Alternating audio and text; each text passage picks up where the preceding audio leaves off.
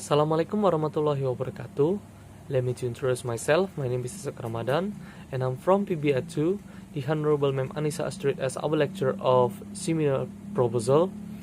And today in this video I want to explain about my proposal in the first chapter, and the title of my proposal is the development of online learning based on Google Classroom in the COVID-19 pandemic at SMP PGRI 11 Palembang. And now I will explain about the research background. Okay, Indonesia is currently in poor condition as the COVID-19 virus is still on the way. As a result of the COVID pandemic 19, governments have made a new policy to stop COVID from being physically contaminated by others or to avoid the social gathering of crowd. In addition, governments issue handout to learn to teach only at home or online learning. So what is online learning? Online learning is an online learning method using both a learning application and a social network. Online learning is learning done without face-to-face, but through an already available platform. And all platforms of lesson material are distributed online. Communication is also online and tests are implemented online. And the process of online learning will not go well without support of adequate internet tools and connection and platform that support online learning activities. And then there are several types. There are several platforms that can help students carry out online learning, one of which is Google Classroom. So what is Google Classroom?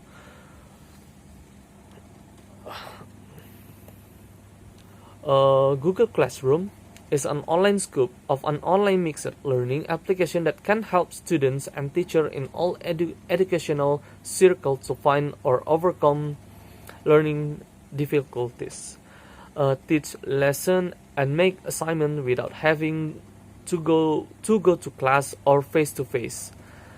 According to Izwan Nizal Moh Sahrani in 2016,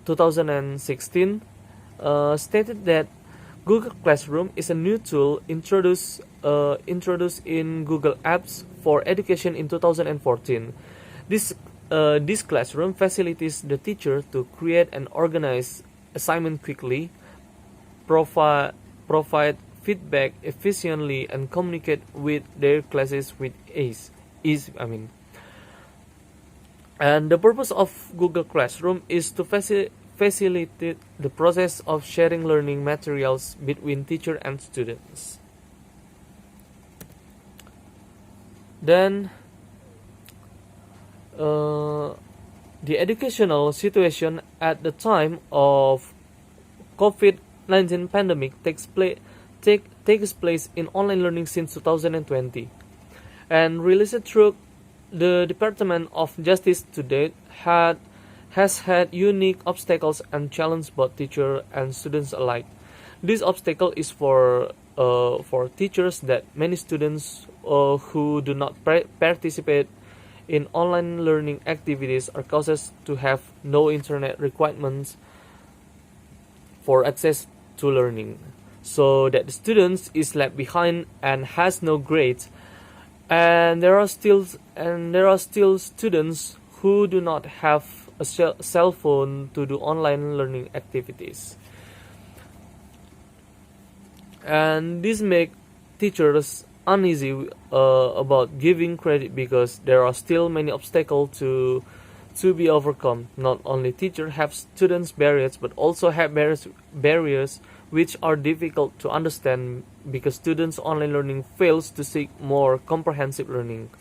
And online learning is less effective when there are many barriers that teacher and students have.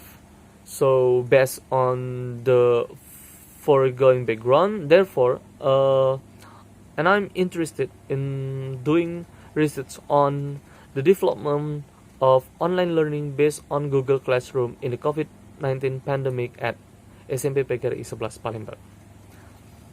Okay, and the second I will explain about the problems of the study. The problem of the study. Based on the above background, I would like to answer the following questions. How is the effectiveness of the Google Classroom application to the time of online learning during the COVID-19 pandemic at SMP PGRI 11 Palembang? And the third is objective of the study, and corresponding to the formulation of the problem, the research objective is aimed at how is the effectiveness of the Google Classroom application to the time of online learning during the COVID pandemic 19 at SMP PGRI 11 Palembang. And number 4 is significance of the study. On basis of the objective above, significance of study can be stated as follows. So the first is the research.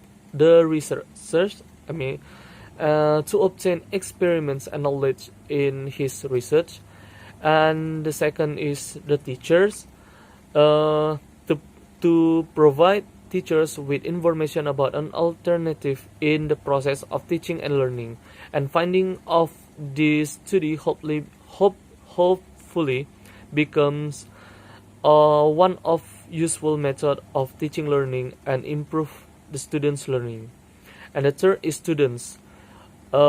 Increasing students in interest in online learning, and the discovery of this study may be one of the objectives in the teaching process, especially online learning.